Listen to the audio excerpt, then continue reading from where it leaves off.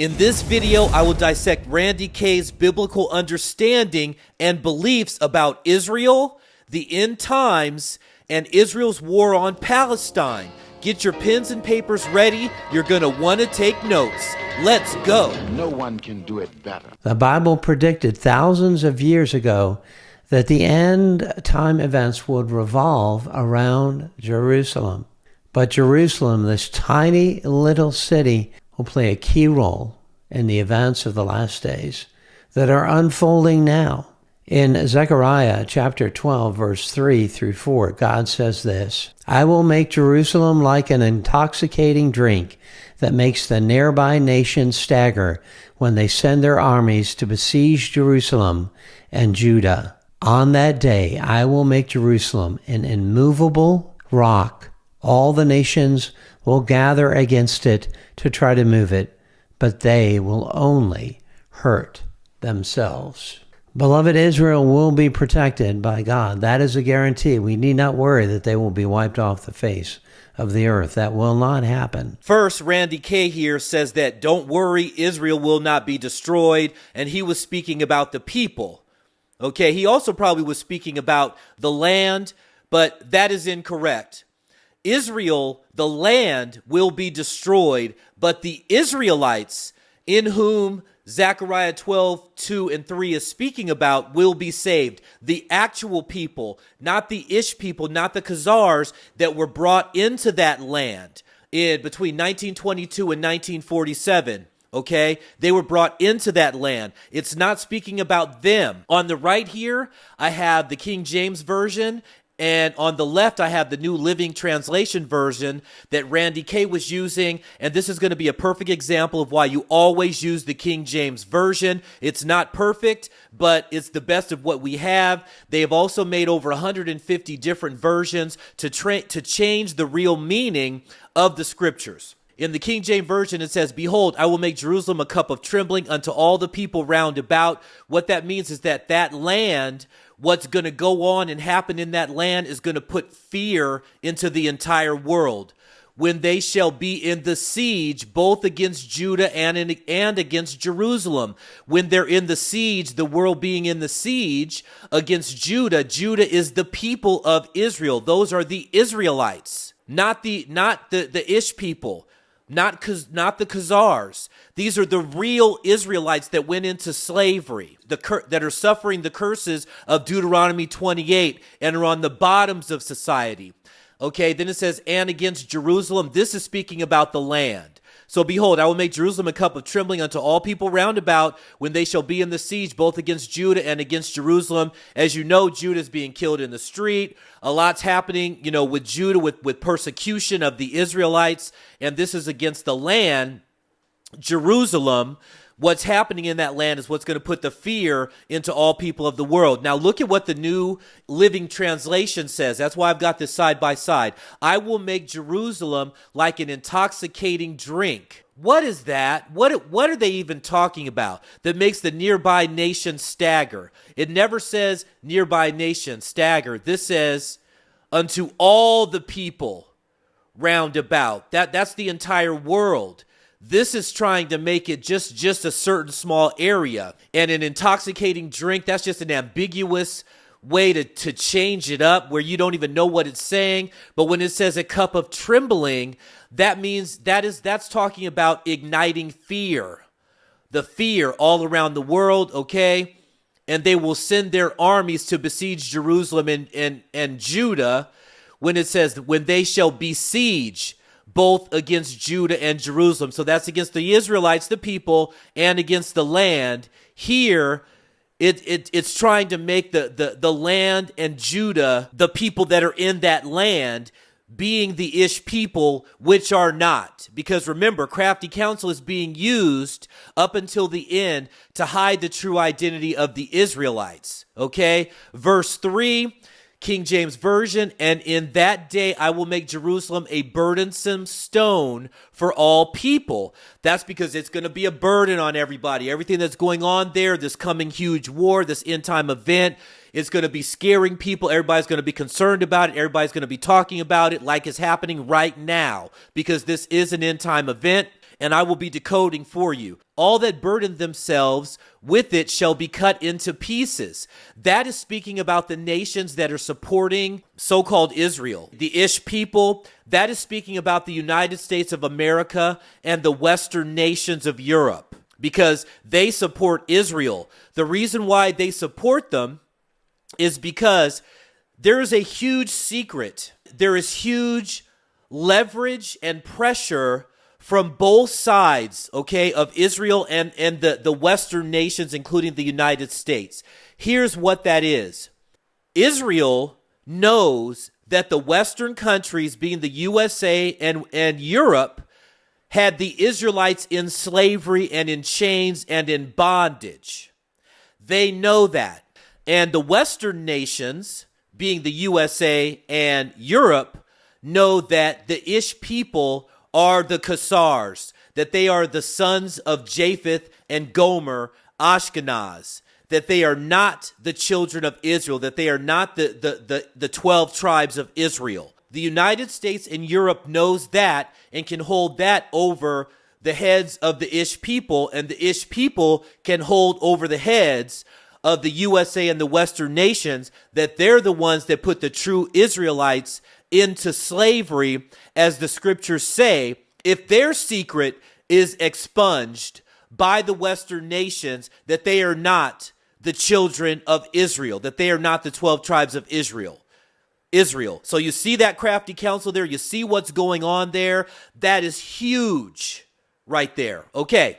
And in that day, I will make Jerusalem a burdensome stone for all people. All that burden themselves with it shall be cut in pieces, as I just explained, though all the people of the earth be gathered together against it. Because remember, all the nations know who the Israelites are. They know who we are. They are all confederate against us as the Israelites. This goes way back thousands of years in history.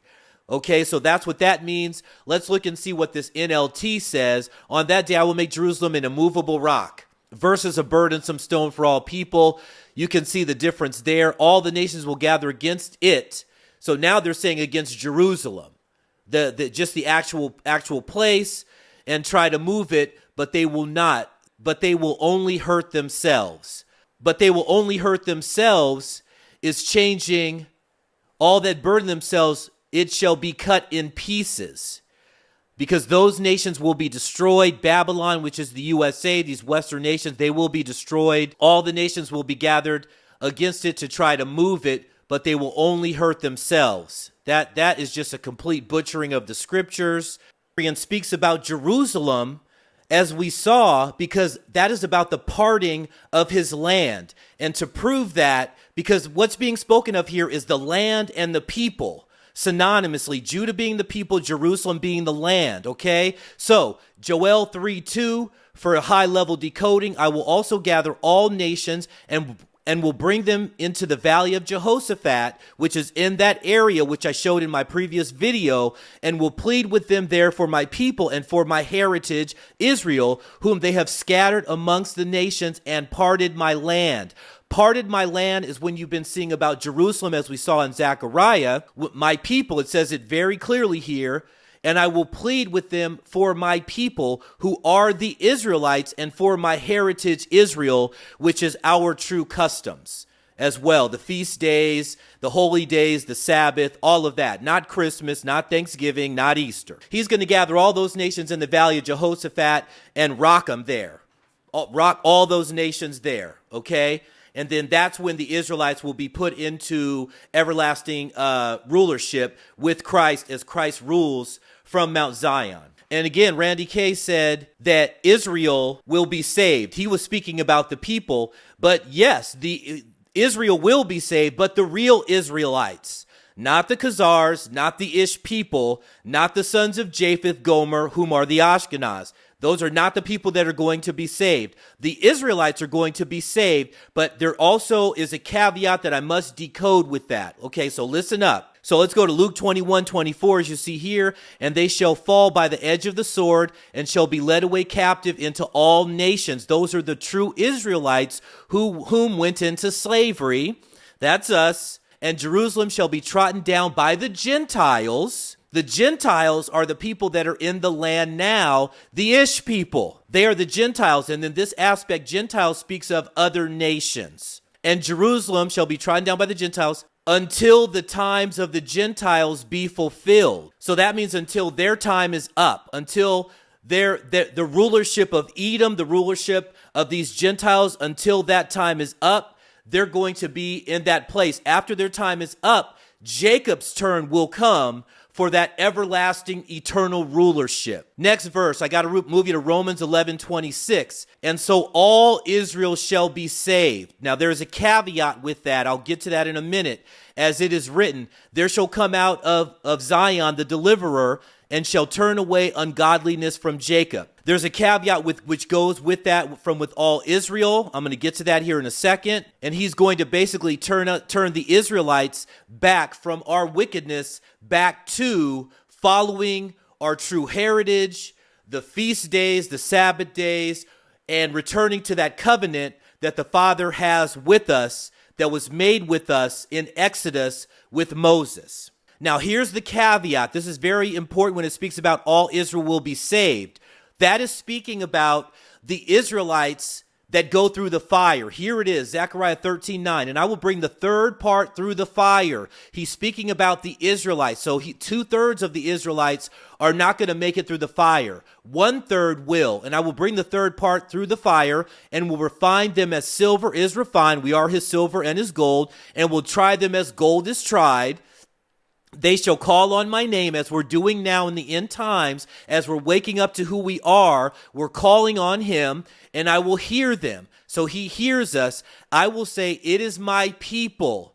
He's speaking about a blood people, a bloodline, the 12 tribes of Jacob, not the sons of Japheth, not the Ish people, the Israelites who went into slavery and suffered the curses of Deuteronomy 28 and have been scattered into all nations, though a large percentage of us are in the Americas, being the United States as well as the Latin American countries, because Judah, the house of Judah, a lot of the house of Judah was brought to the Americas through the slave trade, while the so-called natives and Latinos went there after the end of the Assyrian captivity, which was in 721 before Christ, or BC. That's when they came. That information is in 2nd Esdras. I believe it's chapter 13, verses 40 to 45. I'm not going into that right now because I got to keep this video short as I can. Okay, so the third of all Israel speaks about that third that is called by his name, that are going to be refined, because now he's specifically speaking about his people here, even though those righteous Gentiles, those of you out there from the other nations that are called by the name of Christ, you guys are going to make it as well. But he's just speaking about his people right now in these verses, okay? Just so you know.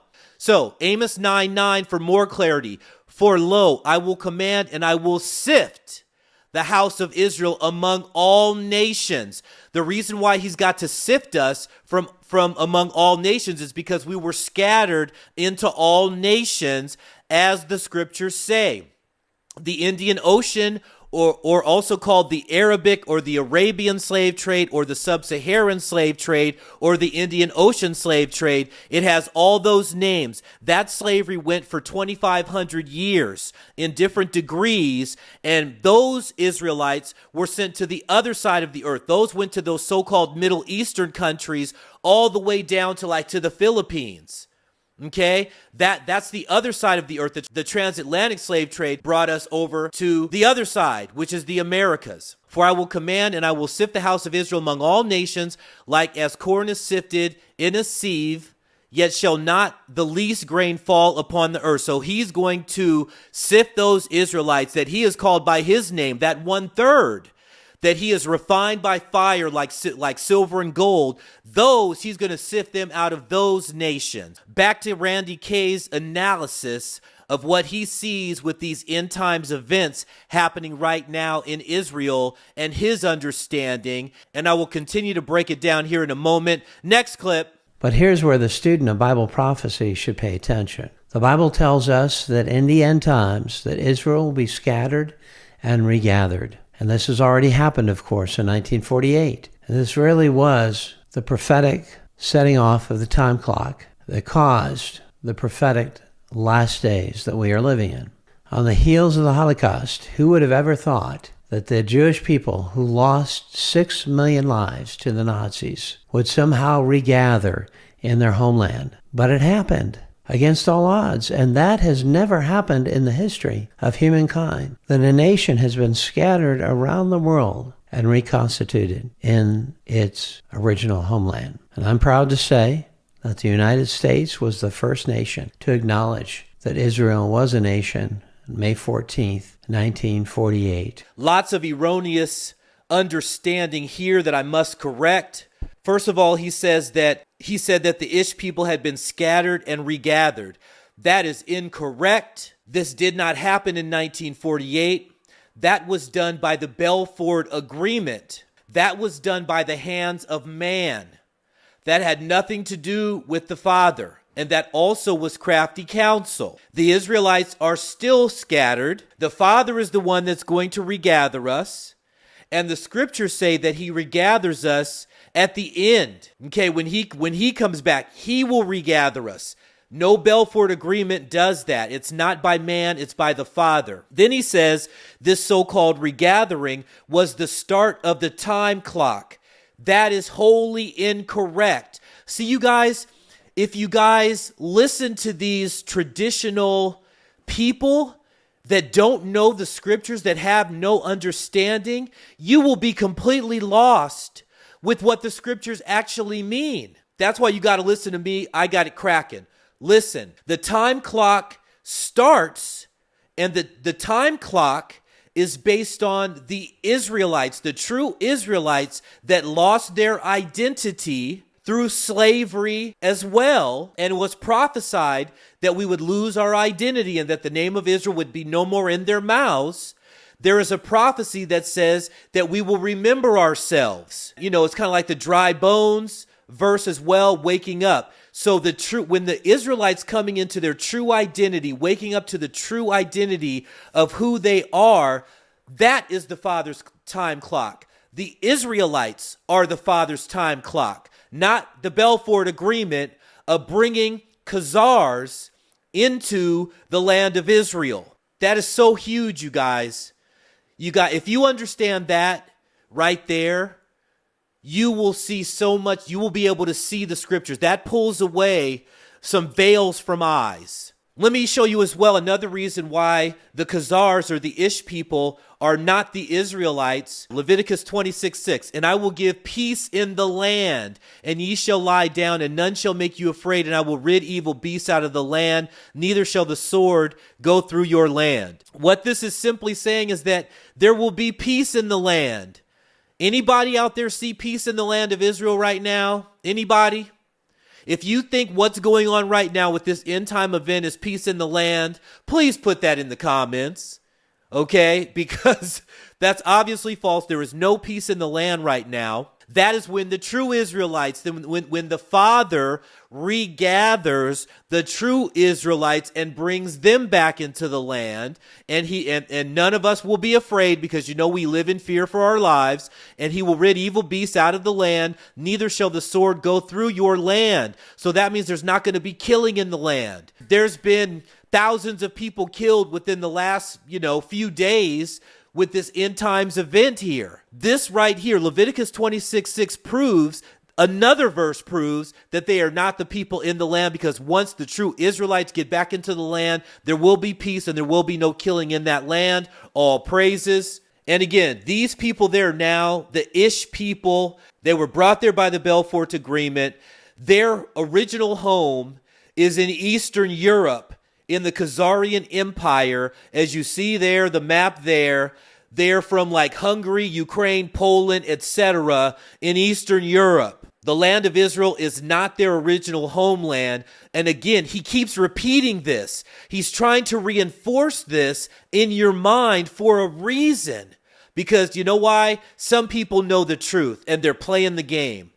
And the fact that he continues to reinforce this, he continues to repeat this, it leads me to believe that he sees the true awakening, and this is part of his way of trying to quell it. It cannot be quelled because this is a prophecy. There's nothing you can do to stop it. Another verse, Revelations 2:9. And I know thy works and tribulations and poverty. This is speaking of the true Israelites, because we will be living in tribulation and we will be broke. That's why we're at the bottoms of society. We are not like the Ish people that have all kinds of money, that receive all kinds of money from the United States and these other countries, that are able to, have control over media and banks, etc. Not those Khazars, not the sons of Japheth. That you see what I'm saying? It says, I know the blasphemy of them which say they are Jews and are not, but are the synagogue of Satan. So there's a people out there that have been professing that they are Jews for many, many years, for hundreds and hundreds of thousands of years, but they are not the true people. The scriptures are telling you that there's a people that are lying, and they are the synagogue of Satan. They are doing the work of Satan. There's a lot of Satanism as well in the Talmud and in Judaism. That's for another video. Another verse, Revelations 3:9. Another verse, Revelations 3:9. Behold, I will make them the synagogue of Satan, which say they are Jews, there it is again, and are not, but do lie. These people are saying they are Jews, they are not, they are the synagogue of Satan, and they are lying.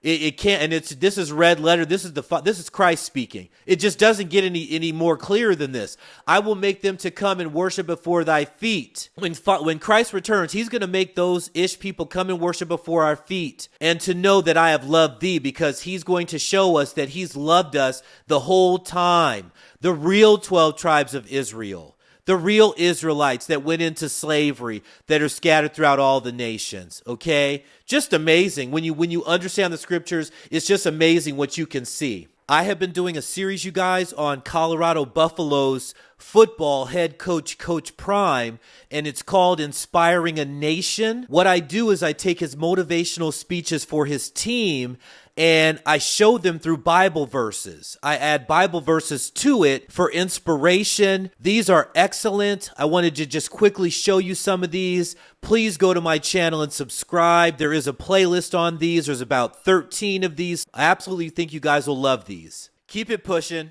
Now, Ezekiel, in Ezekiel 38, speaks of a coalition of nations coming against Israel, and all are Muslim except for Russia. The invasion of Israel will come in the latter days, but Daniel 9 speaks of a peace treaty with Israel, but there is great volatility now after Israel is attacked, and that will continue until the final Battle of Armageddon. The Prince of Peace, that is the Antichrist, will promise to bring peace to Israel. So here he talks about Ezekiel 38, the nations coming and fighting against Israel, the land of Israel, that is. And then he speaks of Daniel 9 as well. But he says that the Prince of Peace is the Antichrist. I mean, this is just beyond astonishing.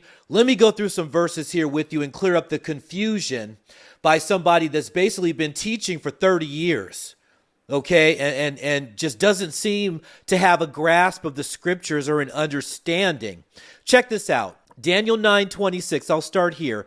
And after 62 weeks shall Messiah be cut off, but not for himself, but the people of the prince that shall come shall destroy the city and the sanctuary, and the end thereof shall be with the flood, and unto the end of the war desolations are determined. So that's this end time event that we're looking at now. But what I want to focus on is this. And the people of the prince that shall come shall destroy the city and the sanctuary. This prince is not the Prince of Peace. This is a different prince. It tells you who this prince is further on in Daniel. Let's go to chapter 10. But the prince of the kingdom of Persia withstood me 21 days. But lo, Michael, one of the chief princes, came to help me, and I remained there with the kings of Persia. So what happened was Daniel was praying for some help from the Father, and the Father sent Gabriel to come help him. But Gabriel was met by the prince of Persia, okay, that fought him in the air. Just like Christ has a kingdom, Satan has a kingdom. and one of his princes is the prince of Persia that was fighting Gabriel to stop him to come to answer Daniel's prayer. That's why it says that the prince of the kingdom of Persia. Look at this verse. This will clear it all up. Daniel 10:20. Then said he, knowest thou wherefore I come unto thee? And now will I return to fight with the prince of Persia. That's that prince. And when I am gone forth, lo, the prince of Grecia shall come. Because the book of Daniel in chapter 9 and 10 are speaking of princes from the nation, from Christ's kingdom, the princes of Christ's kingdom, and the princes of Satan's kingdom. The prince of Persia is a demon that controls the area over those lands. That's who in the second heaven, and that's who was fighting Gabriel as Gabriel was sent and came to answer Daniel's prayer. Now, he also says that the Prince of Peace is the Antichrist. I am literally just speechless that he would think that the Prince of Peace is the Antichrist. It's beyond flabbergasting. Let me show you who the Prince of Peace is. Most of you already know because one of his names is the Prince of Peace. Isaiah chapter 9, verse 6 and 7. For unto us a child is born, unto us is Israel, the child is Christ. Unto us a son is given, and the government shall be upon his shoulder, and his name shall be called Wonderful Counselor, the Mighty God, the Everlasting Father, the Prince of Peace. The Prince of Peace.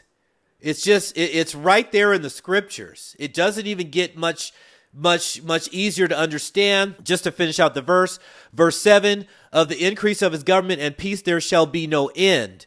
Because when Christ's kingdom starts, when Israel takes their rulership in the kingdom, upon the throne of David and upon his kingdom, because the Israelites rule in that kingdom to order it and to establish it with the judgment and with justice from henceforth even forever, the zeal of Yahweh of hosts will perform this. So there you have it. Enough said on that. And just for clarity here, he spoke of Daniel chapter 9. Let's look at verse 26. Listen to this. And after 62 weeks shall Messiah be cut off. That's Christ. But not for himself, not for Christ, and the people of the prince. That's the people under the prince of Persia in the land, because that demonic entity who is the prince of Persia that rules over a certain area within the Middle East is ruling over those people. Okay, he's like controlling those people, and those people shall come destroy the city and the sanctuary, and the end thereof shall be with the flood, and unto the end of the war desolations are determined. That's why Israel gets destroyed. You see that? Because of that war, a flood, and desolation. Desolation means like complete destruction and like a lack of people. I hope you guys were really edified by that. Let's rock. And isn't it conceivable that in this time of turmoil, in this time of warfare, that there could come one person who would declare a peace treaty and peace in the Middle East? Indeed, we are living in a time that is entirely possible. And the next timeline in the series of events that will happen is the rapture. And shortly after that will be the signing of that peace treaty with Israel as led by the Antichrist. Revelation chapter 4, John sees a throne, and he sees that all is well. Our sanctuary, our peace is in God and Christ alone. For those who are our friends in Israel, those who are Jewish and who have been at the effect of an increase in anti-Semitism, I want you to know that not only does God stand by you, but we stand by you who have attacked them. And for the innocents, even in Palestine, we pray for them as well, for the children and women who are at the effect of warfare, the horrors of war that were initiated by Hamas, by the terrorists. And God is protecting as much as he can against the hands of evil those who are innocent. Matthew chapter 24, verses 32 through 35, regarding the timeline of events.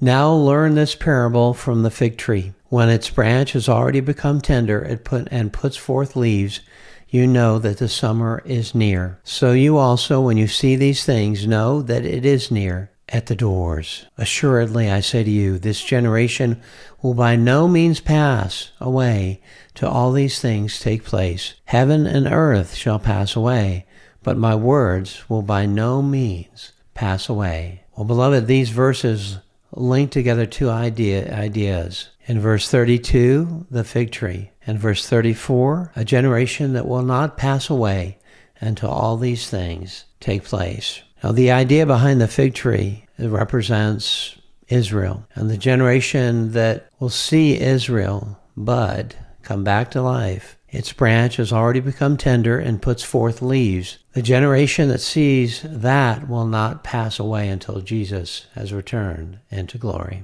In verse 33, so also when you see all these things, know that it is near at the doors. Jesus told us that all these things were earlier in Matthew 24 as follows: the abomination of desolation, followed by the great tribulation, followed by signs in the heavens. Beloved, the generation that sees the beginning of the end also sees its end. When the signs come, they will proceed quickly.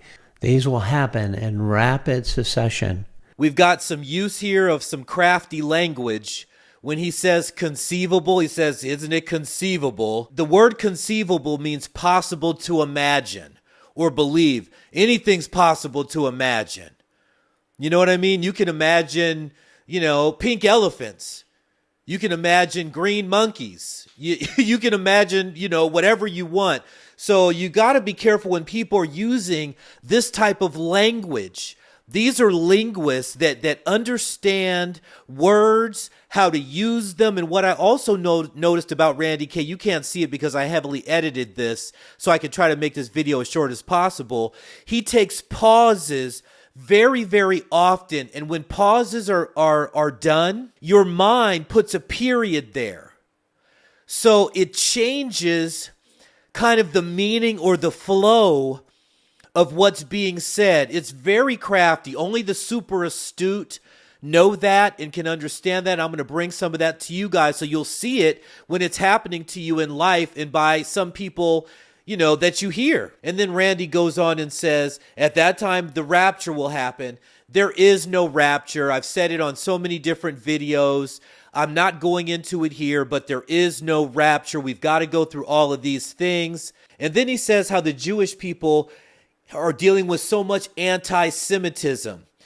Anti-Semitism is a word that was created out of crafty counsel. What you really need to do is replace the word anti-Semitism with racism. So he should be saying all the Jewish people have been going through all of this racism. People aren't being racist against them. When you take out the word anti-Semitism and put in the word racist, it completely neutralizes the power of that word. Haven't you ever thought to yourself, why do these 7 million people have a word denoted for them specifically, which means racism, but for all the rest of the world, the word racism is used for racism?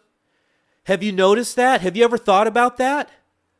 It's crafty counsel. It's setting them in a position apart where they're beyond reproach. And also, you need power to exercise racism over people. Also, anti-Semitism, the Semitism is talking about Shem, but they say Sim. Shem is the son of Noah, is one of the three sons, Japheth, Ham, and Shem. The real Israelites, the true Israelites, the 12 tribes of Jacob are from Shem. So they do some more crafty counsel there and say Sim. That's why they say Semitic. It's really Shemitic from Shem, the line of Shem, which is where the line of promise comes from, which are the 12 tribes. They are from Japheth, as I've shown in this video. They are the sons of Japheth, the son of Gomer, Ashkenaz. They are not from Shem. They are not Shemitic, even though they call it Semitic. Okay, and using the word anti Semitic or anti-Shemitic, as it should be called, is just a word used to put them in a place all by themselves and to put them above reproach. And when you put in the word racism for anti-Semitism, it won't make sense. It simply won't make sense, because how are people being racist against them? How are the Palestinians being racist against them? It doesn't make sense. That's why they have to use that word anti-Semitism. I just thought I would bring that out. You guys, remember, subscribe to my channel. Make sure that you are subscribed. Please like this video. Please comment. And please subscribe. And please subscribe for high-level biblical confirmation for you truth seekers, Jews, and Gentiles. He spoke of Matthew 24, and he spoke about the fig tree. He said that the fig tree represents the Ish people. That is incorrect. What a surprise there. Another incorrect interpretation of the scriptures. Let's go to Matthew 24, starting at verse 32 through 35. It's actually, the fig tree is speaking about a time, the end times. Listen up. Verse 32, now learn a parable of the fig tree. When his branch is yet tender and putteth forth leaves, ye know that summer is nigh. So we're getting towards the end here. So likewise, yea, when ye shall see all these things, know that it is near, even at the door. This is speaking about a time. It doesn't even make sense to think that it's speaking about a people or the Ish people. It's about the time. Verse 34, verily I say unto you, this generation shall not pass till all these things be fulfilled. Okay, that's again speaking about time. Heaven and earth shall pass away, but my word shall not pass away. So I just wanted to make sure I cleared that up. Another incorrect statement by Randy, saying that the parable of the fig tree is talking about the Ish people. It is not. It's talking about the end times. Quickly, you guys, look at these videos that I've done that are absolutely amazing. Biblical analysis. AI imagines Christ's face from Turin's shroud.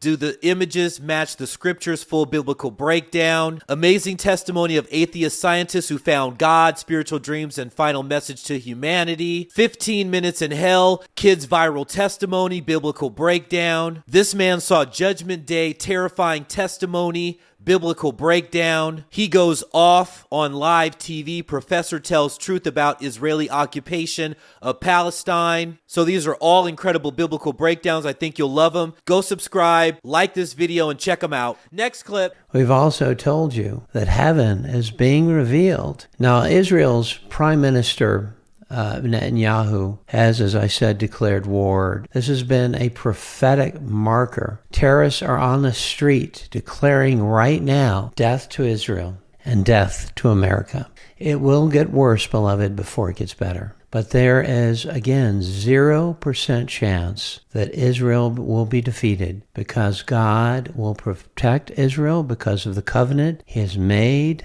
with Israel. In Amos 9:11, God says this, in that day I will restore David's fallen shelter. I will repair its broken walls and restore its ruins, and will rebuild it as it used to be. This, beloved, was the prophesied land of Israel.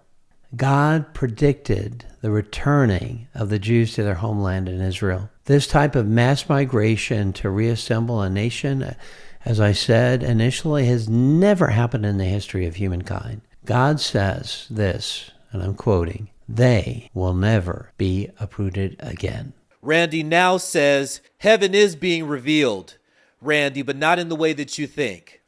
The heaven that's being revealed is the Israelites waking up to who they are, as was prophesied in the scriptures. Let me show you with the scriptures. 1 Kings 8:47, yet if they shall bethink themselves in the land whither they were carried captives. Bethink is another word for remember in that old time speak. Yet if they shall bethink themselves in land whither they were carried captives, because we went into slavery.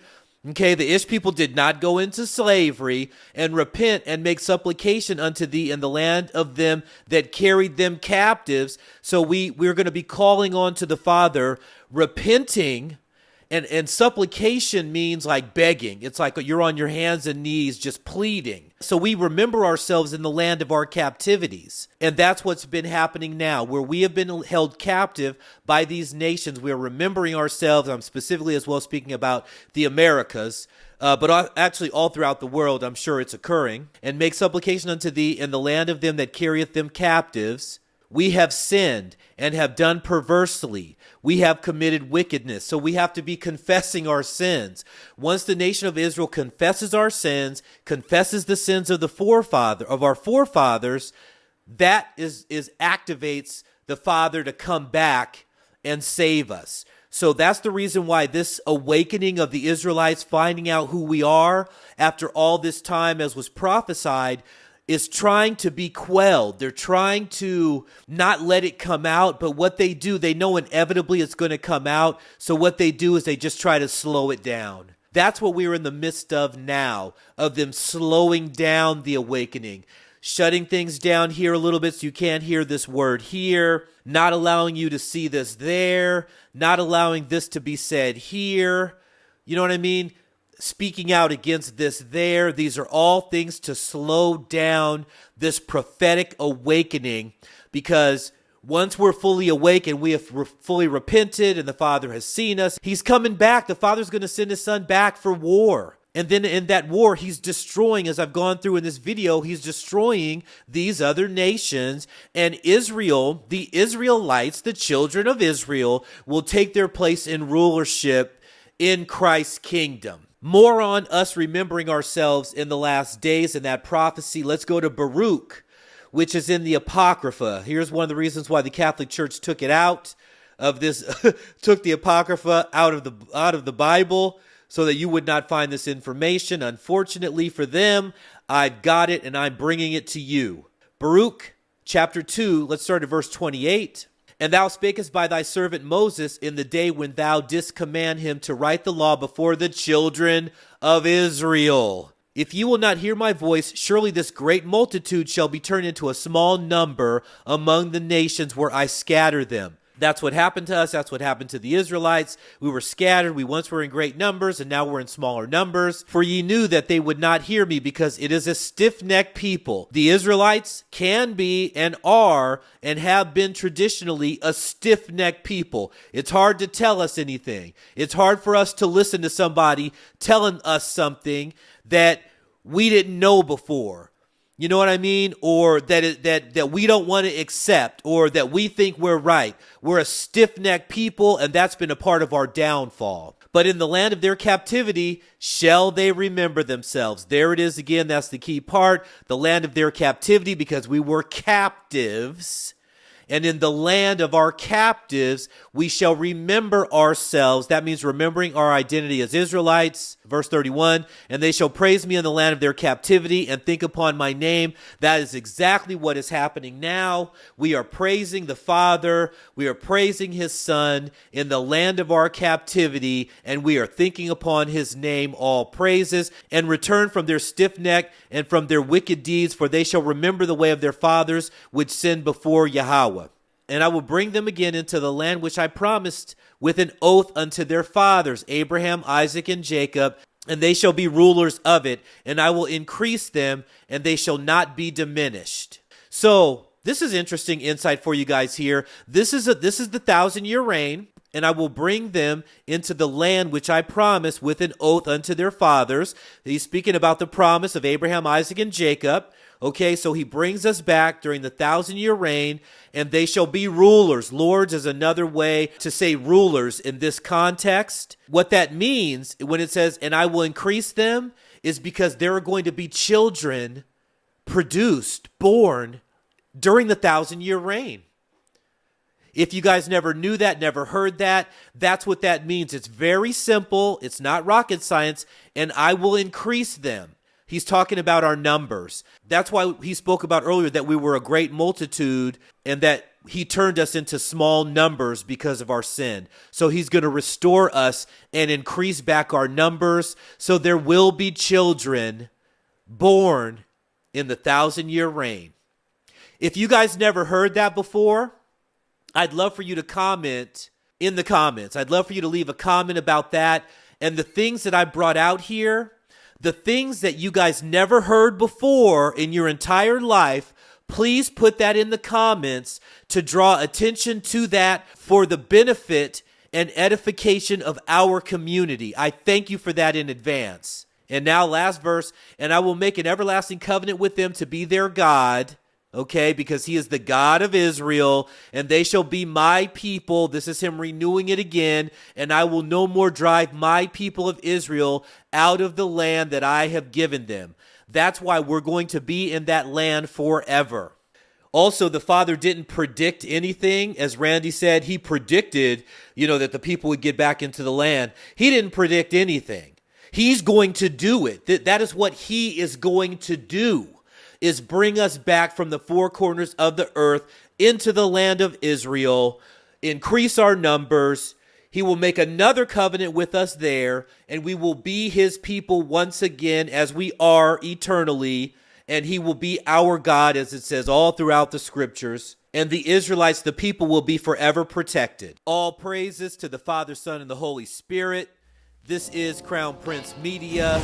I am the Crown Prince. Let's go. No one can do it better.